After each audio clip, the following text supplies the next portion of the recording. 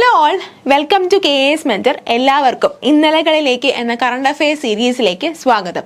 നമ്മളിന്ന് നോക്കാൻ പോകുന്നത് ഡിസംബർ 1 മുതൽ 15 വരെയുള്ള വളരെ ഇമ്പോർട്ടൻ്റ് ആയിട്ടുള്ള കുറച്ച് കറണ്ട് അഫെയർസ് ഫാക്ട്സ് ആണ് നമ്മൾ ഇന്നത്തെ ക്ലാസ്സിൽ ഡിസ്കസ് ചെയ്യാനായിട്ട് പോകുന്നത്. അപ്പം നമുക്കറിയാം, കറണ്ട് അഫെയർസ് എന്ന് പറയുന്നത് നമ്മുടെ PSC എക്സാംസിൽ വളരെ ഇമ്പോർട്ടൻ്റ് ആയിട്ടുള്ള ഒരു ടോപ്പിക്കാണ് ഇല്ലേ. 10 മുതൽ 15 മാർക്ക് വരെ ചോദ്യങ്ങൾ വരാകുന്നുള്ള ഒരു ഏരിയ ആണ് കറണ്ട് അഫെയർസ് എന്ന് പറയുന്നത്. അപ്പോൾ ഈ കറണ്ട് അഫെയർസ് PSC ചോദിക്കുന്നത് പലപ്പോഴും പല സബ്ജക്ട്സുമായിട്ട് ലിങ്ക് ചെയ്തുമായിട്ടുള്ള ചോദ്യങ്ങളായിരിക്കും ചോദിക്കുക. ഇപ്പം ജോഗ്രഫി ആയിട്ട് റിലേറ്റ് ചെയ്തിട്ട് ഇപ്പം ഏതെങ്കിലും ഒരു ചുഴലിക്കാറ്റോ കൊടുങ്കാറ്റോ അങ്ങനെ എന്തെങ്കിലും വന്നിട്ടുണ്ടെന്നുണ്ടെങ്കിൽ ചിലപ്പോൾ അതായിരിക്കാം ചോദിക്കുന്നത്. ലൈഫ് സയൻസുമായിട്ട് ബന്ധപ്പെട്ടിട്ടുള്ളതാണെങ്കിൽ ചിലപ്പോൾ പദ്ധതികളോ അങ്ങനെ രോഗവുമായിട്ട് റിലേറ്റ് ചെയ്ത് ഇപ്പം കോവിഡുമായിട്ട് റിലേറ്റ് ചെയ്ത് ക്വസ്റ്റ്യൻസ് ചോദിക്കാറുണ്ട്. അതൊരു കറണ്ട് അഫെയർസ് ചോദ്യം കൂടെയാണ് ഇല്ലേ.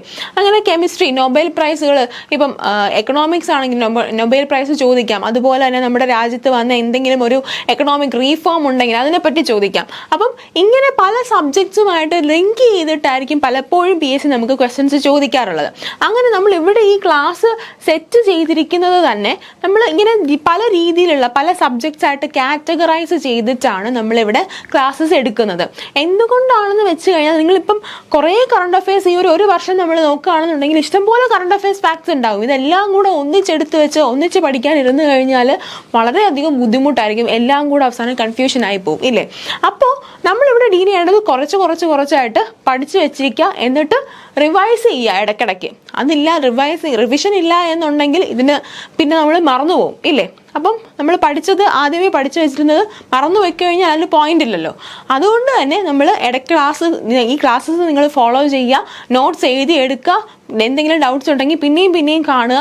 സോ ദാറ്റ് നമുക്ക് എക്സാമിൻ്റെ സമയം ആകുമ്പോഴത്തേക്കും കറണ്ട് അഫെയർസ് നമുക്കൊരു സ്ട്രോങ് ഏരിയ ആയിട്ട് മാറാനായിട്ട് പറ്റണം. ഓക്കെ, അപ്പോൾ നമുക്ക് ക്ലാസ്സിലോട്ട് പോവാം. നമ്മൾ ഇന്നത്തെ ക്ലാസ് സെറ്റ് ചെയ്തിരിക്കുന്നത് നമുക്ക് കലയുമായിട്ട് ബന്ധപ്പെട്ടിട്ടുള്ള ഇമ്പോർട്ടൻ്റ് ആയിട്ടുള്ള ഫാക്ട്സ് ഉണ്ട്, അതുപോലെ സാഹിത്യം, അതുപോലെ തന്നെ കേരളവുമായിട്ട് ബന്ധപ്പെട്ടിട്ടുള്ള ഇന്ത്യയുമായിട്ട് ബന്ധപ്പെട്ടിട്ടുള്ള അന്താരാഷ്ട്ര തലത്തിലുള്ള കുറേ ഇമ്പോർട്ടൻ്റ് ആയിട്ടുള്ള ഫാക്ട്സ്, ഇങ്ങനത്തുള്ള കാര്യങ്ങളാണ് നമ്മൾ ഇന്നത്തെ ക്ലാസ്സിൽ ഡിസ്കസ് ചെയ്യാനായിട്ട് പോകുന്നത്. അതിൽ തന്നെ നമുക്ക് വളരെ ഇമ്പോർട്ടൻ്റ് ആയിട്ടുള്ളൊരു കാര്യം ആണ് IFFK എന്ന് പറയുന്നത് ഇല്ലേ. നമ്മുടെ കേരളത്തിൽ ചലച്ചിത്രോത്സവം, international film festival of Kerala, ഒരുപാട് സ്ഥലത്തുള്ള ആൾക്കാർ നമ്മുടെ കേരളത്തിൽ വന്നു പോകുന്ന ഒരു സമയമാണ്. അവാർഡുകൾ കൊടുക്കാറുണ്ട് IFFKയിൽ. അപ്പം IFFKയിലുള്ള അവാർഡ്സ്, IFFKയിൽ കൊടുത്ത അവാർഡ്സ് എല്ലാം PSC പലപ്പോഴായിട്ട് ചോദിച്ചിട്ടുള്ള ചോദ്യമാണ്. അപ്പോൾ IFFK വളരെയധികം ഇമ്പോർട്ടൻ്റ് ആണ്. അതുപോലെ തന്നെ നമ്മുടെ രാജ്യത്ത് ഇലക്ഷൻസ് നടക്കുകയുണ്ടായില്ലേ പല സംസ്ഥാനങ്ങളായിട്ട്. ഇപ്പോൾ തെലങ്കാന, മധ്യപ്രദേശ്, ഛത്തീസ്ഗഡ്, ഇവിടെയെല്ലാം ഇലക്ഷൻസ് നടന്നിട്ടുണ്ട്. അപ്പോൾ ഇവിടെയെല്ലാം പുതിയതായിട്ട് നിയമിതരായിട്ടുള്ള മുഖ്യമന്ത്രികൾ ആരൊക്കെയാണ്, ഇതെല്ലാം നമ്മൾ നോക്കി വെച്ചിരിക്കേണ്ട കാര്യങ്ങളാണ്. കാര്യം ഇതെല്ലാം ചോദിക്കാൻ സാധ്യതയുള്ള ചോദ്യങ്ങളാണ്. അപ്പോൾ ഇങ്ങനെയുള്ള കുറച്ച് വളരെ ഇമ്പോർട്ടൻ്റ് ആയിട്ടുള്ള ഫാക്ട്സ് ആണ് നമ്മൾ ഇന്നത്തെ ക്ലാസ്സിൽ ഡിസ്കസ് ചെയ്യാനായിട്ട് പോകുന്നത്. എല്ലാവർക്കും ഒന്നുകൂടെ സ്വാഗതം. ഓക്കെ, നമുക്ക് ക്ലാസ്സിലോട്ട് പോവാം. ആദ്യമേ തന്നെ നമ്മൾ കല, സാംസ്കാരികം, സാഹിത്യം ഇങ്ങനെയുള്ള മേഖലകളുമായിട്ട് ബന്ധപ്പെട്ടിട്ടുള്ള കുറച്ച് ഇമ്പോർട്ടൻ്റ് ആയിട്ടുള്ള കറണ്ട് അഫെയർസ് ഫാക്ട്സ് ആണ് നോക്കാൻ പോകുന്നത്. നമുക്ക് ക്ലാസ്സിലോട്ട് പോവാം. സോ ഞാൻ നേരത്തെ പറഞ്ഞിരുന്നു, നമുക്ക് വളരെ PSC പോയിന്റ് ഓഫ് വ്യൂവിൽ വളരെ ഇമ്പോർട്ടൻ്റ് ആയിട്ടുള്ള ഒരു ഭാഗമാണ് IFFK എന്ന് പറയുന്നത് ഇല്ലേ. IFFKയിൽ കൊടുത്തിട്ടുള്ള അവാർഡ്സ് എന്തൊക്കെയാണ്, ആർക്കൊക്കെയാണ് അവാർഡ് കിട്ടിയത്, അതുപോലെ തന്നെ ഉദ്ഘാടന ചിത്രം എന്തായിരുന്നു, ഇതെല്ലാം വളരെയധികം ഇമ്പോർട്ടൻ്റ് ആയിട്ടുള്ള ഫാക്ട്സ് ആണ്. പലതവണ PSC ചോദിച്ചിട്ടുള്ള ക്വസ്റ്റ്യൻസ് ആണ്. അതുകൊണ്ട് തന്നെ നമുക്ക് നോക്കാം, നമ്മുടെ ഈ IFFK ഈ വർഷം 2023 നടന്ന IFFK എത്രാമത്തെ പതിപ്പാണ്? 28ാമത്തെ IFFK ആണിത്. എത്രാമത്തെയാണ്? 28ാമത്തെ IFFK ആണ് ഈ 2023 നടന്നത്. ഓക്കെ, അപ്പം 28ാമത്തെ IFFKയിലെ ഉദ്ഘാടന ചിത്രം ഏതായിരുന്നു? ഗുഡ് ബൈ ജൂലിയ എന്ന് പറയുന്ന സുഡാനിൽ നിന്നുള്ള ചിത്രമായിരുന്നു നമ്മുടെ ഈ വർഷത്തെ IFFKയുടെ ഉദ്ഘാടന ചിത്രം എന്ന് പറയുന്നത്. എന്താണ്? ഗുഡ് ബൈ ജൂലിയ എന്ന് പറയുന്ന സുഡാനീസ് ചിത്രമാണ് നമ്മുടെ IFFKയുടെ ഈ വർഷത്തെ ഉദ്ഘാടന ചിത്രമായിരുന്നത്. ഇനി മികച്ച ചിത്രമായിട്ട് തിരഞ്ഞെടുക്കപ്പെട്ട ചലച്ചിത്രം ഏതാണ് എന്ന് നമുക്കൊന്ന് നോക്കാം. അതുപോലെ തന്നെ മികച്ച ചലച്ചിത്രത്തിന് നമ്മുടെ സർക്കാർ IFFKയിൽ കൊടുക്കുന്ന അവാർഡിന് ഒരു പേരുണ്ട്. എന്താണത്? സുവർണ ചകോരം. ഈ വർഷത്തെ സുവർണ ചകോരം എന്ന് പറയുന്നത് മികച്ച ചലച്ചിത്രത്തിന് വേണ്ടി കൊടുക്കുന്ന അവാർഡാണ്. അപ്പോൾ മികച്ച ചലച്ചിത്രത്തിനുള്ള സുവർണ ചകോരം ലഭിച്ച ചലച്ചിത്രം ഏതാണ്? റൂസുക് ഹാമഗൂച്ചി സംവിധാനം ചെയ്ത ഈവിൾ ഡസ് നോട്ട് എക്സിസ്റ്റ് എന്ന് പറയുന്ന സിനിമയ്ക്കാണ് ഈ വർഷത്തെ സുവർണ ചകോരം ലഭിച്ചത്. ഇനി അടുത്തതായിട്ട് രജത ചകോരം, അതായത് സിൽവർ ആണ് രജത ചകോരം എന്ന് പറയുന്നത് കൊണ്ട് ഉദ്ദേശിക്കുന്നത്. അപ്പൊ സിൽവർ ഫെസന്റ് ബെസ്റ്റ് ഡയറക്ടറിനാണ് ലഭിക്കുന്നത്. ബെസ്റ്റ് ഡയറക്ടറിന് ആരായിരുന്നു ഈ വർഷത്തെ IFFKയുടെ ബെസ്റ്റ് ഡയറക്ടർ എന്ന് പറയുന്നത്?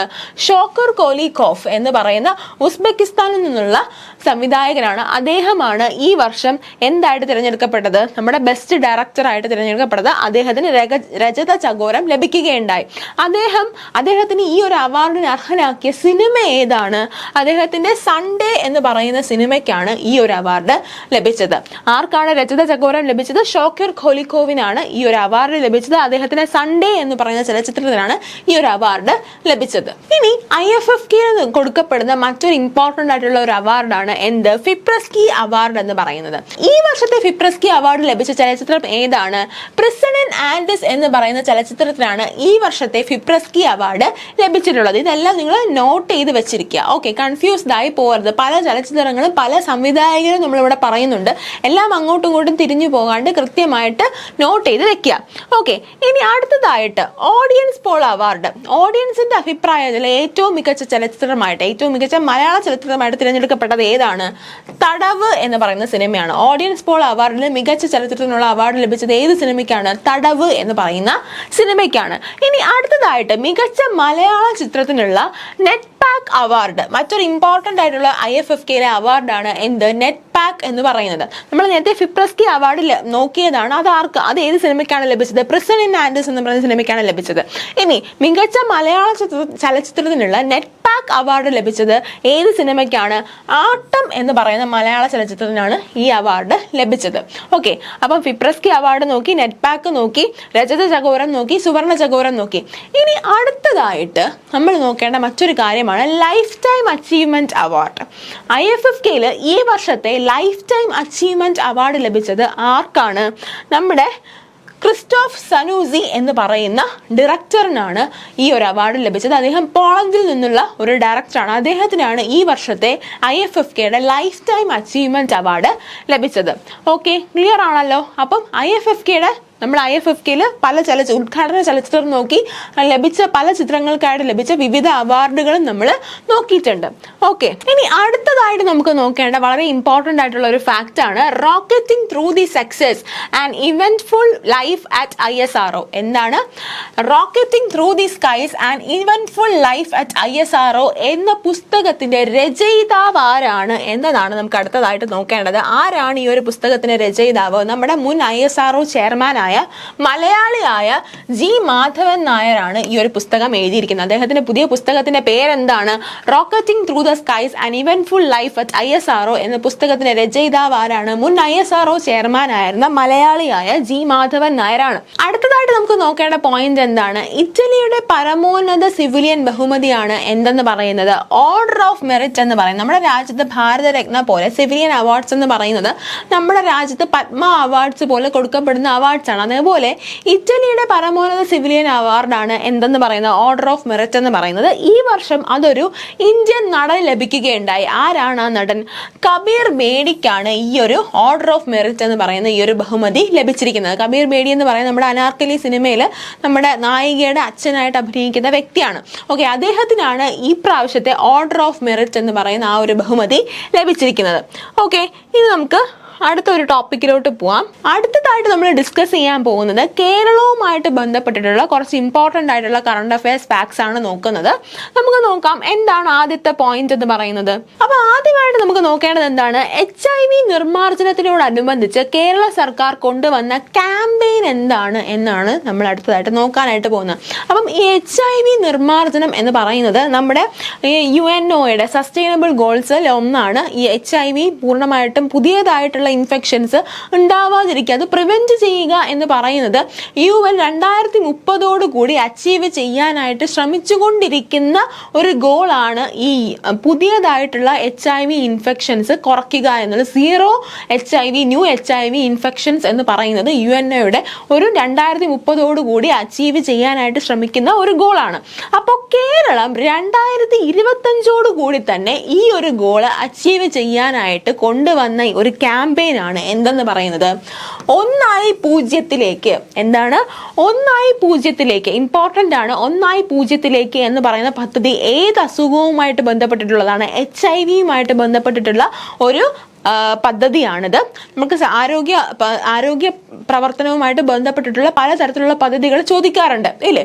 അപ്പോൾ ഈ ഒരു കാര്യവും കൂടെ ഓർത്ത് വെച്ചിരിക്കുക. 2025 0 ന്യൂ HIV ഇൻഫെക്ഷൻസ്, അതാണ് നമ്മുടെ കേരളം ലക്ഷ്യം വെക്കുന്നത്. ഓക്കെ, പുതിയതായിട്ട് 2025 ആകുമ്പോഴത്തേക്കും പിന്നെ നമുക്ക് പുതിയതായിട്ടുള്ള HIV ഇൻഫെക്ഷൻസ് ഉണ്ടാവാൻ പാടില്ല. അതിനുള്ള പ്രിക്കോഷണറി മെഷേഴ്സ് എല്ലാം എടുക്കണം എന്നാണ് നമ്മുടെ സർക്കാർ ലക്ഷ്യം വെക്കുന്നത്. ഓക്കെ, ഇനി അടുത്തതായിട്ട് നോക്കേണ്ടത് 5ാമത് ഗ്ലോബൽ ആയുർവേദ ഫെസ്റ്റിവൽ. 5ാമതാണ്, 2023 ഇത് നടന്നത്. എത്രാമതാണ്? 5ാമത്തെ ഗ്ലോബൽ ആയുർവേദ ഫെസ്റ്റിവൽ. 5ാമത്തെ ഗ്ലോബൽ ആയുർവേദ ഫെസ്റ്റിവലിന്റെ വേദി ഏതാണ്? തിരുവനന്തപുരമാണ്. ഓക്കെ, തിരുവനന്തപുരത്താണ് 5ാമത്തെ ഗ്ലോബൽ ആയുർവേദ ഫെസ്റ്റിവൽ നടന്നിരിക്കുന്നത്. ഇനി അടുത്തതായിട്ട് സംസ്ഥാന സ്കൂൾ ശാസ്ത്രമേളയുടെ വിജയികൾ ആരാണ്? സംസ്ഥാന സ്കൂൾ ശാസ്ത്രമേളയാണ്. ഓക്കെ, ശാസ്ത്രമേളയാണ്, തിരിഞ്ഞു പോകരുത്. സംസ്ഥാന സ്കൂൾ ശാസ്ത്രമേളയുടെ വിജയികളായത് മലപ്പുറം ജില്ലയാണ്. ഏത് ജില്ലയാണ്? മലപ്പുറം ജില്ലയാണ് ഈ വർഷത്തെ ശാസ്ത്രമേളയുടെ വിജയികളായത്. ഇനി ഈ ഒരു മേളയുടെ വേദിയായത് ഏതാണ്? ഏത് ജില്ലയാണ് ഈ ഒരു മേളയ്ക്ക് വേദിയായത്? നമ്മുടെ തിരുവനന്തപുരമാണ് ഈ ഒരു ശാസ്ത്രമേളയ്ക്ക് വേദിയായത്.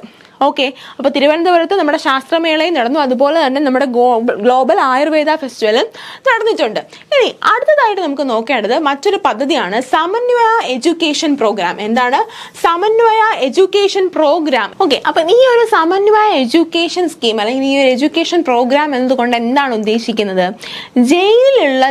ജയിലിൽ താമസിക്കുന്ന ആൾക്കാർക്ക്, ജയിലിൽ പല കുറ്റങ്ങൾ കാരണം ശിക്ഷിക്കപ്പെട്ടിട്ടുള്ള ആൾക്കാർക്ക് അവരുടെ തുടർ പഠനത്തിനായിട്ട് ഹെൽപ്പ് ചെയ്യാനുള്ള, അവരുടെ ഡിഗ്രി തല പഠനത്തിനായിട്ട് അവരെ ഹെൽപ്പ് ചെയ്യാൻ വേണ്ടിയിട്ട്, അവർക്ക് വേണ്ടിയിട്ടുള്ള പഠന സൗകര്യങ്ങൾ ഒരുക്കി കൊടുക്കുന്നതിന് വേണ്ടിയിട്ടുള്ള ഒരു സ്കീമാണിത്. അതുമായിട്ട് ബന്ധപ്പെട്ടുള്ള, അവരുടെ പഠനവുമായിട്ട് ബന്ധപ്പെട്ടിട്ടുള്ള ഒരു സ്കീമാണ് ഈ സമന്വയ എഡ്യൂക്കേഷൻ പ്രോഗ്രാം എന്ന് പറയുന്നത്.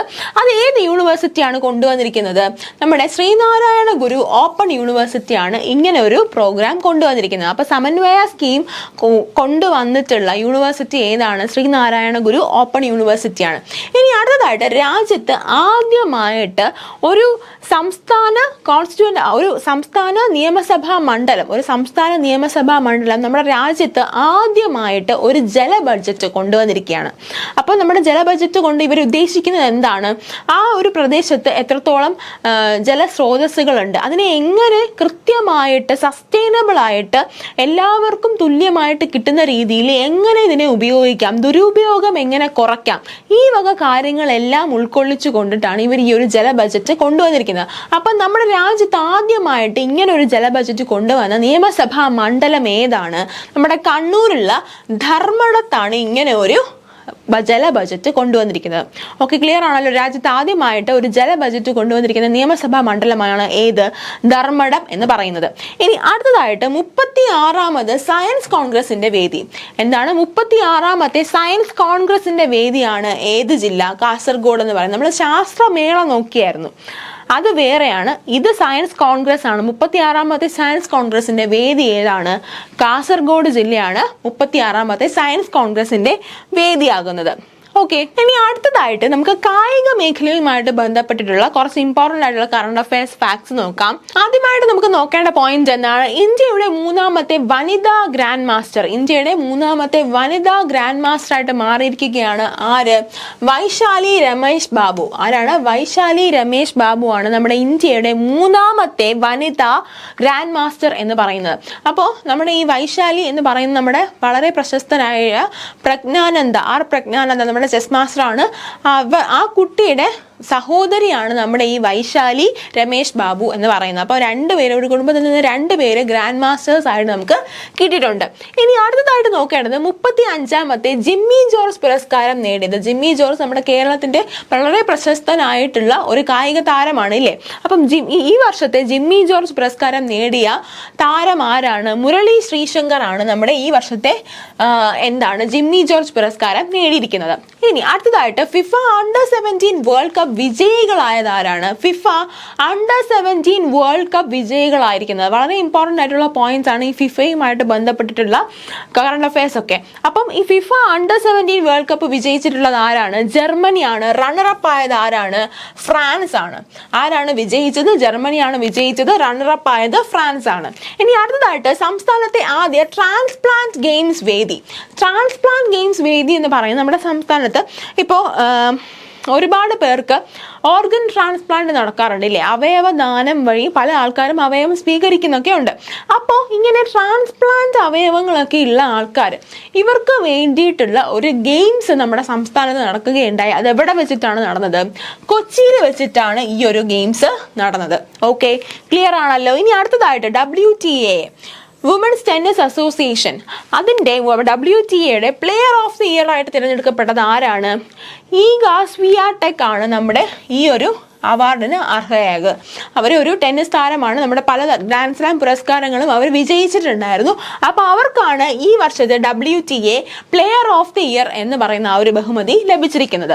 ഇനി അടുത്തതായിട്ട് 2024 ICC അണ്ടർ-19 വേൾഡ് കപ്പ് നടക്കാൻ പോവുകയാണ്. അപ്പോൾ ഈ ഒരു വേൾഡ് കപ്പിൽ നമ്മുടെ ഇന്ത്യൻ ടീമിനെ നയിക്കാൻ പോകുന്ന ഇന്ത്യൻ ടീമിന്റെ നായകനാകുന്നത് ആരാണ്? ഉദയ് സാഹയാണ്. 2024 ICC അണ്ടർ-19 വേൾഡ് കപ്പാണ്. ഓർത്ത് വെച്ചിരിക്കുക, ICC അണ്ടർ-19 വേൾഡ് കപ്പിന്റെ നമ്മുടെ ഇന്ത്യൻ ടീമിലെ നായകനാണ് ഉദയ് സാഹ എന്ന് പറയുന്ന വ്യക്തി. ഇനി അടുത്തതായിട്ട് ITA world champions award. ITA world champions award 2023 ലഭിച്ചത് ആർക്കാണ്? ആർക്കൊക്കെയാണ് ഈ ഒരു അവാർഡ് ലഭിച്ചിട്ടുള്ളത്? പുരുഷ സിംഗിൾസ് വിഭാഗത്തില് നൊവാക് ദ്യോക്കോവിച്ചിനും വനിതാ സിംഗിൾസ് വിഭാഗത്തില് അറൈന സബ്ലെങ്കയ്ക്കുമാണ് ഈ ഒരു അവാർഡ് ലഭിച്ചിരിക്കുന്നത്. ആർക്കൊക്കെയാണ്? നൊവാക് ദ്യോക്കോവിച്ചിനും അറൈന സബ്ലെങ്കയ്ക്കുമാണ് ഈ ഒരു അവാർഡ് ലഭിച്ചിരിക്കുന്നത്. അടുത്തതായിട്ട് നമുക്ക് നോക്കേണ്ടത് ഇന്ത്യയുമായിട്ട് ബന്ധപ്പെട്ടിട്ടുള്ള കുറച്ച് ഇമ്പോർട്ടൻ്റ് ആയിട്ടുള്ള കറണ്ട് അഫയേഴ്സ് ഫാക്ട്സ് ഉണ്ട്. ഞാൻ നേരത്തെ പറഞ്ഞതാണ് ഇല്ലേ, ഇന്ത്യയുമായിട്ട് ബന്ധപ്പെട്ടിട്ടുള്ള കറണ്ട് അഫയേഴ്സ് ഫാക്ട്സ് എന്ന് പറയുന്നത് നമുക്കിപ്പം ഏറ്റവും റീസെന്റ് ആയിട്ട് ഏറ്റവും ഇമ്പോർട്ടൻ്റ് ആയിട്ട് നടന്ന ഒരു ഇവന്റ് ആണ് നമ്മുടെ ഇലക്ഷൻസ് എന്ന് പറയുന്നത്. സംസ്ഥാന അസംബ്ലി ഇലക്ഷൻസ് ചില സംസ്ഥാനങ്ങളിൽ നടന്നിട്ടുണ്ടായിരുന്നു. അവിടെ എല്ലാം പുതിയ മുഖ്യമന്ത്രികൾ നിയമിതരായിട്ടുണ്ട്. അപ്പം ഈ ഒരു ഫാക്ട് PSC പലതവണയായിട്ട് ഇലക്ഷൻസ് ഒക്കെ നടക്കുകയാണെന്നുണ്ടെങ്കിൽ അതുമായിട്ട് ബന്ധപ്പെട്ട് കറണ്ട് അഫയേഴ്സ് ആയിട്ട് ഈ ഫാക്ട്സ് ചോദിക്കാറുണ്ട്. ഓക്കെ, അപ്പൊ നമുക്ക് നോക്കാം ഏതൊക്കെ സംസ്ഥാനങ്ങളിലാണ് പുതിയ മുഖ്യമന്ത്രികൾ, അവരാരൊക്കെയാണ് നിയമിതരായിട്ടുള്ളത് എന്നൊക്കെ നമുക്ക് നോക്കാം. ആദ്യമായിട്ട് തെലങ്കാനയുടെ പുതിയ മുഖ്യമന്ത്രിയാണ് രേവാനന്ദ് റെഡ്ഡി. മിസോറാമിൻ്റെതാണ് ലാൽ ദുഹോമ. ഛത്തീസ്ഗഡിന്റെ പുതിയ മുഖ്യമന്ത്രിയാണ് വിഷ്ണു ഡിയോ സായ്. മധ്യപ്രദേശിന്റെ പുതിയ മുഖ്യമന്ത്രിയാണ് മോഹൻ യാദവ്. രാജസ്ഥാന്റെ പുതിയ മുഖ്യമന്ത്രിയാണ് ഭജൻ ലാൽ ശർമ്മ. ഈ ഫാക്ട്സ് കൃത്യമായിട്ട് ഓർത്തു വെച്ചിരിക്കാം.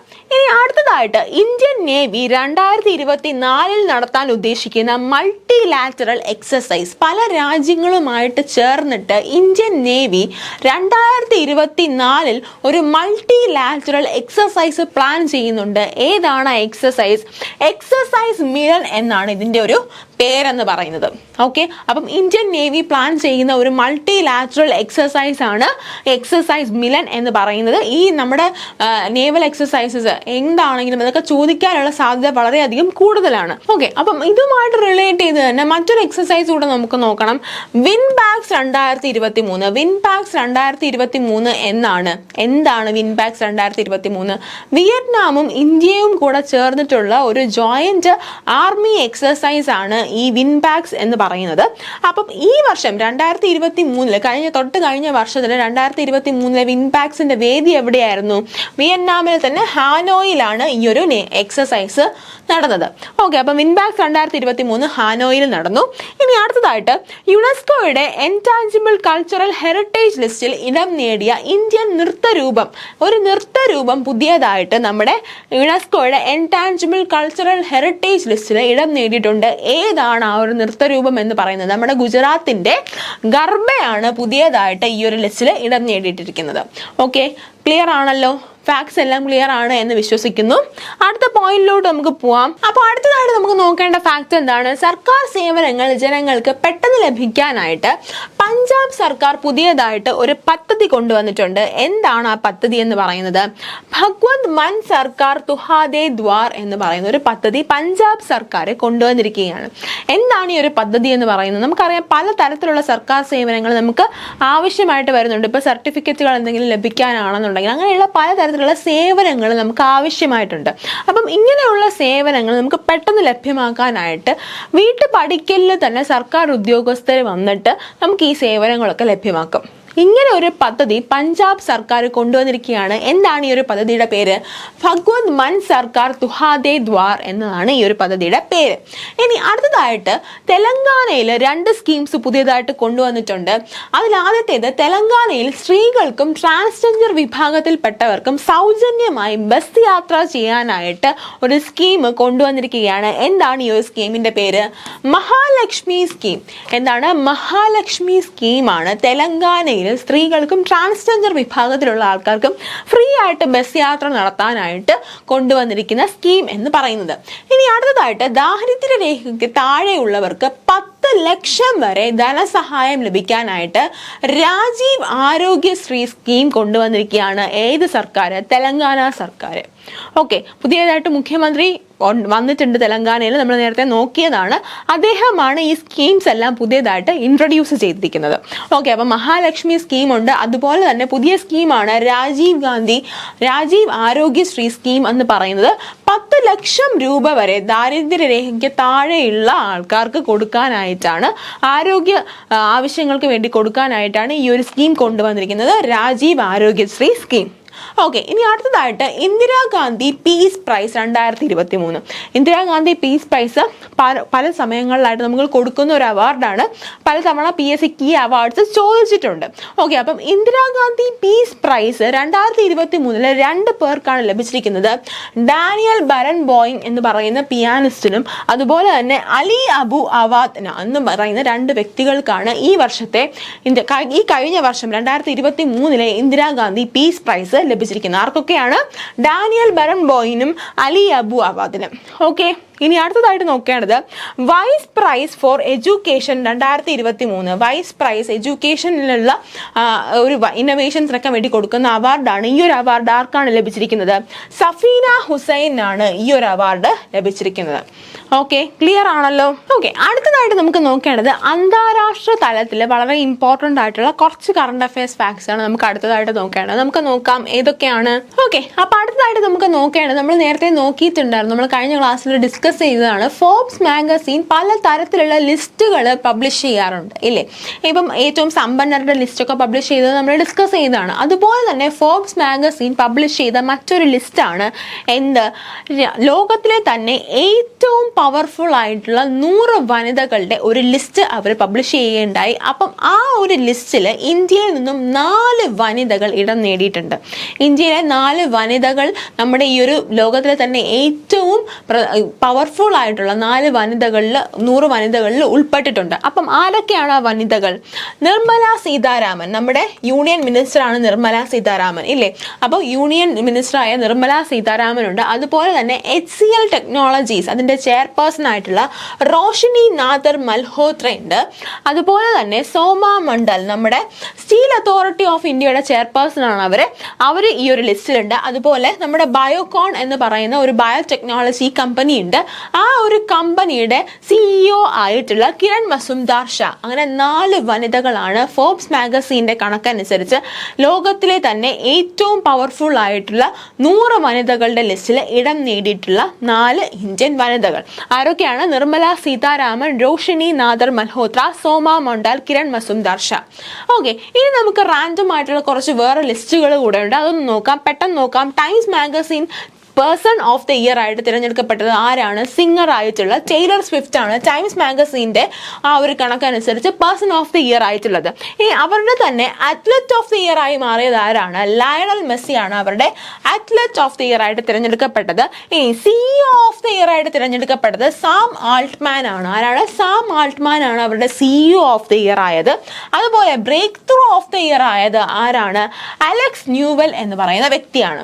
ഓക്കെ, ക്ലിയർ ആണല്ലോ. ഇനി അടുത്തതായിട്ട് നമുക്ക് നോക്കേണ്ടത് ലോകത്തിൽ ഏറ്റവും കൂടുതൽ ഓപ്പിയം ഉൽപ്പാദിപ്പിക്കുന്ന രാജ്യം. ഓപ്പിയം എന്ന് പറയുന്നത് ഒരു ലഹരി വസ്തുവാണ്. പോപ്പി എന്ന് പറയുന്ന ഒരു പ്രത്യേക സസ്യത്തിൽ നിന്നും ഉണ്ടാക്കിയെടുക്കുന്ന ഒരു ലഹരി പദാർത്ഥമാണ് ഓപ്പിയം എന്ന് പറയുന്നത്. ഈ ഒരു ഓപ്പിയം പ്രൊഡക്ഷനിൽ ലോകത്തിൽ തന്നെ ഒന്നാമത് എത്തിയിട്ടുള്ള രാജ്യം ഏതാണ്? മ്യാൻമാർ ആണ്. ഓപ്പിയം പ്രൊഡക്ഷനിൽ ഏറ്റവും കൂടുതൽ ഓപ്പിയം പ്രൊഡ്യൂസ് ചെയ്യുന്ന രാജ്യം ഏതാണ്? മ്യാൻമാർ ആണ്. ഗ്ലോബൽ ക്ലൈമറ്റ് ചേഞ്ച് പെർഫോമൻസ് ഇൻഡെക്സിൽ ഇന്ത്യയുടെ സ്ഥാനം. Climate change performance index, global climate change performance ഇൻഡെക്സിൽ ഇന്ത്യക്ക് എത്രാമത്തെ സ്ഥാനമാണ് ലഭിച്ചത്? 7ാമത്തെ സ്ഥാനമാണ് ഇന്ത്യക്ക് ലഭിച്ചിരിക്കുന്നത്. ഇനി അടുത്ത ഫാക്ട് നോക്കാം. ആദ്യ ന്യൂക്ലിയർ എനർജി സമ്മിറ്റിന്റെ വേദി ന്യൂക്ലിയർ എനർജി സമ്മിറ്റ് ആണ്. ഓർത്തു വെച്ചിരിക്കുക, ന്യൂക്ലിയർ എനർജി സമ്മിറ്റ് ആണ്. ന്യൂക്ലിയർ വെപ്പൺ സമ്മിറ്റ് ഒക്കെ വേറെ നടക്കാറുണ്ട്, അതല്ല. ലോകത്തിലെ തന്നെ ആദ്യത്തെ ന്യൂക്ലിയർ എനർജി സമ്മിറ്റ് എവിടെയാണ് നടക്കാൻ പോകുന്നത്? ബ്രസൽസിലാണ് നടക്കാൻ പോകുന്നത്. ഓക്കെ അല്ലേ? ബ്രസൽസിലാണ് ലോകത്തിലെ ആദ്യത്തെ ന്യൂക്ലിയർ എനർജി സമ്മിറ്റ് നടക്കാനായിട്ട് പോകുന്നത്. ഇനി അടുത്തതായിട്ട് നമുക്ക് നോക്കേണ്ടത് COP28 കോൺഫറൻസ് ഓഫ് പാർട്ടീസ് ആണ്. അതിന്റെ 28ാമത്തെ സമ്മിറ്റ് ആണ്. ഇതെന്ന് പറയുന്നത് ഒരു ക്ലൈമറ്റ് ചേഞ്ചുമായിട്ട് ബന്ധപ്പെട്ടിട്ടുള്ള ഒരു സമ്മിറ്റ് ആണ്. ഈ COP കോൺഫറൻസ് എന്ന് പറയുന്നത്, COP എന്ന് പറയുന്നത് കോൺഫറൻസ് ഓഫ് പാർട്ടീസ് ആണ്. ഇതിന്റെ 28ാമത്തെ പതിപ്പ് എവിടെയാണ് നടക്കുന്നത്? UAE-യിലാണ് COP28 നടക്കുന്നത്. ഓക്കെ, ഇനി നമുക്ക് അടുത്തതായിട്ട് നമ്മുടെ PSC എക്സാംസിന് പലതരത്തിലുള്ള ഡേറ്റ്സ് ചോദിക്കാറുണ്ട്. പലതരത്തിൽ നമ്മൾ പല ദിനങ്ങൾ നമ്മൾ ആചരിക്കാറുണ്ട്, അത് ചോദിക്കാറുണ്ട്. പല വർഷങ്ങൾ നമ്മൾ ആചരിക്കാറുണ്ട്. ഇതെല്ലാം ചോദിക്കുന്ന ചോദ്യങ്ങളാണ്. അപ്പോൾ അതുമായിട്ട് ബന്ധപ്പെട്ടിട്ട് ഈ ഒരു ഡിസംബർ 1 മുതൽ 15 വരെയുള്ള ആ ഒരു സമയത്ത് വന്ന് ഇമ്പോർട്ടൻ്റ് ആയിട്ടുള്ള കുറച്ച് ഡേയ്സ് നമുക്ക് നോക്കാം. Human rights day, world human rights day എന്നാണ്. ഡിസംബർ 10-നാണ് നമ്മൾ വേൾഡ് ഹ്യൂമൻ റൈറ്റ്സ് ഡേ ആചരിക്കുന്നത്. ലോക എയ്ഡ്സ് ദിനം എന്നാണ്. ലോക എയ്ഡ്സ് ദിനം എന്ന് പറയുന്നത് ഡിസംബർ 1-നാണ്. ഇനി ഇന്ത്യൻ നേവി ഡേ എന്നാണ്. ഇന്ത്യൻ നേവി ഡേ എന്ന് പറയുന്നത് ഡിസംബർ 4-ലാണ്. ലോക മണ്ണ് ദിനം നമ്മൾ ആചരിക്കുന്നത് എന്നാണ്. ഡിസംബർ 5-നാണ് നമ്മൾ ലോക മണ്ണ് ദിനം ആചരിക്കുന്നത്. അപ്പൊ എന്തൊക്കെയാണ്? ഹ്യൂമൻ റൈറ്റ്സ് ഡേ എന്ന് പറയുന്നത് ഡിസംബർ 10-ആണ്. ലോക എയ്ഡ്സ് ദിനം ഡിസംബർ 1-ാം തീയതിയാണ്. ഇന്ത്യൻ നേവി ഡേ ഡിസംബർ 4-ാം തീയതിയാണ്. ലോക മണ്ണ് ദിനം ഡിസംബർ 5-ാം തീയതിയാണ്. ഇനി അതുപോലെ 2024 നമ്മളൊരു പ്രത്യേക വർഷമായിട്ട് ആചരിക്കുന്നുണ്ട്. എന്താണ് ആ വർഷം? അന്താരാഷ്ട്ര കാമലേറ്റ്സ് ഡേ വർഷം. കാമലേറ്റ്സ് എന്ന് പറയുന്നത് നമ്മുടെ ഈ ക്യാമൽസിന്റെ ആ ഒരു ഫാമിലിയിൽ വരുന്നതിനെയാണ് നമ്മൾ കാമലേറ്റ്സ് എന്ന് പറയുന്നത്. അപ്പൊ അന്താരാഷ്ട്ര കാമലേറ്റ്സ് വർഷമായിട്ട് UN പ്രഖ്യാപിച്ചിരിക്കുന്ന വർഷമാണ് 2024 എന്ന് പറയുന്നത്. അപ്പൊ നമ്മൾ ഇന്ന് ഡിസ്കസ് ചെയ്ത പല പോയിന്റ്സും PSC പോയിന്റ് ഓഫ് വ്യൂവിൽ വളരെ ഇമ്പോർട്ടൻ്റ് ആയിട്ടുള്ള കുറച്ച് പോയിന്റ്സ് ആണ്. അപ്പൊ നമ്മൾ അതുമായിട്ട് റിലേറ്റ് ചെയ്തിട്ടുള്ള കുറച്ച് രണ്ട് ക്വസ്റ്റ്യൻസ് ഞാൻ റെഡി ആക്കിയിട്ടുണ്ട്. അപ്പൊ ഈ ഒരു 2 ക്വസ്റ്റ്യൻസ് അതിന്റെ ആൻസർ നിങ്ങൾ നിങ്ങളുടെ കമന്റ് ബോക്സിൽ കമന്റ് ചെയ്യുക. ഓക്കെ, അപ്പൊ നമുക്ക് ഫസ്റ്റ് ക്വസ്റ്റ്യൻ നോക്കാം. ഫോർബ്സ് മാഗസീന്റെ മോസ്റ്റ് പവർഫുൾ വിമൻ ഓഫ് 2023 പട്ടികയിൽ ഇടം നേടിയ വനിതകളിൽ ഉൾപ്പെടാത്തത് ആരാണ് എന്നാണ് ചോദിച്ചിരിക്കുന്നത്. First option Nirmala Sitharaman, Soma Mondal, Indira Nooyi, Kiran Mazumdar Shah.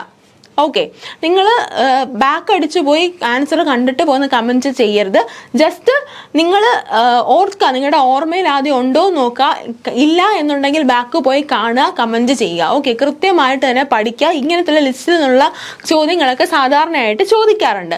ഇനി ഒരു ചോദ്യം ഞാൻ പഠിപ്പിക്കാത്ത ഒരു ചോദ്യമാണ്. കറണ്ട് അഫയേഴ്സ് എന്ന് പറയുമ്പോൾ നമ്മൾ എത്രയൊക്കെ പ്രയത്നിച്ചു കഴിഞ്ഞാലും ചിലപ്പോൾ 1-2 ക്വസ്റ്റ്യൻ തട്ടിയോ മുട്ടിയോ നമുക്ക് നഷ്ടപ്പെട്ടു പോകാനുള്ള സാധ്യതയുണ്ട്. അപ്പം നമ്മളും കൂടെ കുറച്ച് വർക്ക് ചെയ്യണം. അങ്ങനെ നിങ്ങൾക്കൊരു ഹോംവർക്ക് പോലെ ഞാൻ തരുവാണ്. ഒരു ചോദ്യം ചോദിക്കാം. IFFKയിൽ ഒരു ഇന്ത്യൻ സംവിധായകന്റെ 100ാം ജന്മവാർഷികത്തിനോടനുബന്ധിച്ച് അദ്ദേഹത്തിന്റെ 5 ചലച്ചിത്രങ്ങൾ പ്രദർശിപ്പിക്കുകയുണ്ടായി. ആരാണ് ആ സംവിധായകൻ? അപ്പൊ എന്താണ് നമ്മുടെ ചോദ്യം? IFFKയിൽ ഒരു ഇന്ത്യൻ സംവിധായകന്റെ 100ാം ജന്മവാർഷികത്തിനോടനുബന്ധിച്ച് അദ്ദേഹത്തിന്റെ 5 ചലച്ചിത്രങ്ങൾ നമ്മൾ ഈ വർഷത്തെ IFFKയിൽ പ്രദർശിപ്പിക്കുകയുണ്ടായി. ആരാണ് ആ ഇന്ത്യൻ സംവിധായകൻ എന്നതാണ് ചോദ്യം. ഓക്കെ, ഇതിൻ്റെ ആൻസറും നിങ്ങൾ കമൻറ്റ് ബോക്സിൽ കമൻറ്റ് ചെയ്യുക. ഓക്കെ, അപ്പോൾ നമ്മൾ അടുത്ത ക്ലാസ്സിൽ വരുമ്പോഴത്തേക്കും ഇതിൻ്റെയൊക്കെ ആൻസേഴ്സ് നമ്മൾ ഡിസ്കസ് ചെയ്യുന്നതായിരിക്കും. ഓക്കെ ആണല്ലോ? അപ്പോൾ നമ്മുടെ ക്ലാസ് കുറച്ചുകൂടെ എൻഗേജിങ് ആകുന്നുണ്ട് ഇല്ലേ? അപ്പോൾ നമ്മൾ ഇത്രയും നേരം നോക്കിയത് ഡിസംബർ 1 മുതൽ 15 വരെയുള്ള വളരെ ഇമ്പോർട്ടൻ്റ് ആയിട്ടുള്ള കുറച്ച് കറണ്ട് അഫയേഴ്സ് ഫാക്ട്സ് ആണ്. നിങ്ങൾക്ക് ഇതിൻ്റെ നോട്ട്സ് നമ്മുടെ ടെലഗ്രാം ചാനലിൽ അവൈലബിൾ ആയിരിക്കും. ഇതുപോലെ തന്നെ നമ്മൾ റിസർച്ച് ചെയ്ത് PSCക്ക് ഇമ്പോർട്ടൻ്റ് ആയിട്ടുള്ള വളരെ അത്യാവശ്യമായിട്ടുള്ള കുറേ ഫാക്ട്സ് നമ്മൾ റിസർച്ച് വർക്കിലൂടെ നമ്മൾ ക്രോഡീകരിച്ചെടുത്തിട്ടുണ്ട്. നമ്മൾ ഫിൽറ്റർ ചെയ്തെടുത്തിരിക്കുന്ന കുറേ ഫാക്ട്സ് നിങ്ങൾക്ക് ഇതുപോലെ നോട്ട്സ് ആയിട്ട് ടെലഗ്രാമിൽ അവൈലബിൾ ആണ്. നമ്മുടെ ടെലഗ്രാം ചാനൽ ഫോളോ ചെയ്യുക, PSC മെൻറ്റർ. അതിൽ നിങ്ങൾക്ക് ഫ്രീ ആയിട്ട് ഈ ഒരു ഫാക്ട്സ് ഒക്കെ നിങ്ങൾക്ക് ലഭിക്കുന്നതായിരിക്കും. അതുപോലെ തന്നെ if you like this video, നിങ്ങൾക്ക് ഈ ഒരു ക്ലാസ് ഉപകാരപ്രദമായിട്ടുണ്ടെന്നുണ്ടെങ്കിൽ please do like, share and subscribe to your channel. അതുപോലെ തന്നെ ബെൽ ബട്ടൺ ക്ലിക്ക് ചെയ്യുക, സോ ദാറ്റ് അടുത്ത പ്രാവശ്യം വീഡിയോ വരുമ്പം യു വിൽ ബി നോട്ടിഫൈഡ്. അതുപോലെ തന്നെ ഇപ്പം നമ്മൾ കറണ്ട് അഫയേഴ്സ് ഈ ഒരു സീരീസ് സ്റ്റാർട്ട് ചെയ്തിട്ട് കുറച്ചധികം നാളായിട്ടുണ്ട്. എനിക്ക് തോന്നുന്നു ജൂലൈ തൊട്ടങ്ങോട്ടാണ് നമ്മൾ സ്റ്റാർട്ട് ചെയ്യുന്നത്. അപ്പം ഈ ഒരു സീരീസിലുള്ള മുന്നേയുള്ള വീഡിയോസ് നിങ്ങൾ കണ്ടിട്ടില്ല എന്നുണ്ടെങ്കിൽ തീർച്ചയായിട്ടും ആ വീഡിയോസ് കാണുക. നിങ്ങൾക്ക് എക്സാമിന് വളരെയധികം ഹെൽപ്ഫുൾ ആയിരിക്കും എന്നുള്ള കാര്യം എനിക്ക് ഉറപ്പാണ്. സോ ആ വീഡിയോസ് കാണുക, നെക്സ്റ്റ് വീഡിയോസ് ഫോളോ ചെയ്യുക. കറണ്ട് അഫയേഴ്സ് എന്ന് പറയുന്നത് നിങ്ങൾക്ക് ഉറപ്പായിട്ടും ഒരു മാർക്സ് മിസ്സായി പോകാത്ത ഒരു ഏരിയ ആയിട്ട് മാറാനായിട്ട് ഞാൻ ആശംസിക്കുന്നു. അതുപോലെ തന്നെ ഇപ്പം നമ്മൾ പഠിപ്പിച്ച രീതി നിങ്ങൾ കണ്ടതാണ്. എല്ലാ എക്സാംസും എല്ലാ ഫാക്ട്സും കൂടെ വാരി വലിച്ച് പഠിക്കാതെ നമുക്ക് ആവശ്യമുള്ള ഫാക്ട്സ് ക്രോഡീകരിച്ച് ഫിൽട്ടർ ചെയ്ത് പഠിപ്പിക്കുന്നത് കൊണ്ടാണ് നമുക്ക് ഇത്രയും വലിയൊരു റിസൾട്ട് ക്രിയേറ്റ് ചെയ്യാനായിട്ട് സാധിക്കുന്നത് ഇല്ലേ? അപ്പം നിങ്ങൾക്ക് ഏത് തരത്തിലുള്ള കോഴ്സസ് ആണെങ്കിലും, KS ആണെങ്കിലും ഡിഗ്രി തല കോഴ്സസ് ആണെങ്കിലും നമ്മുടെ LDC ബാച്ച് ഇപ്പോൾ റണ്ണിങ് ആണ്. അഡ്മിഷൻ സ്റ്റിൽ ഓപ്പൺ ആണ്. നിങ്ങൾക്ക് എന്തെങ്കിലുമൊക്കെ എൻക്വയറീസ് ഉണ്ടെന്നുണ്ടെങ്കിൽ, അഡ്മിഷൻസോ അങ്ങനെ എന്താണെന്നുണ്ടെങ്കിലും ഞങ്ങളെ കോൺടാക്ട് ചെയ്യുക. ഒന്നുകിൽ നമുക്കിവിടെ നമ്മുടെ ഈ നമ്പർ ഉണ്ട്, ആ നമ്പറിൽ വിളിക്കാം. അതല്ലാന്നുണ്ടെങ്കിൽ നിങ്ങൾക്ക് നേരിട്ട് വരാം. ഓക്കെ, അങ്ങനെ നിങ്ങൾക്ക് ഈ ഒരു ക്ലാസ് പ്രയോജനപ്പെട്ടു എന്ന് വിശ്വസിക്കുന്നു. ഇഷ്ടപ്പെട്ടിട്ടുണ്ടെങ്കിൽ please like, do share and subscribe to our channel, follow our Telegram channel. Okay, wish you all the best. Thank you.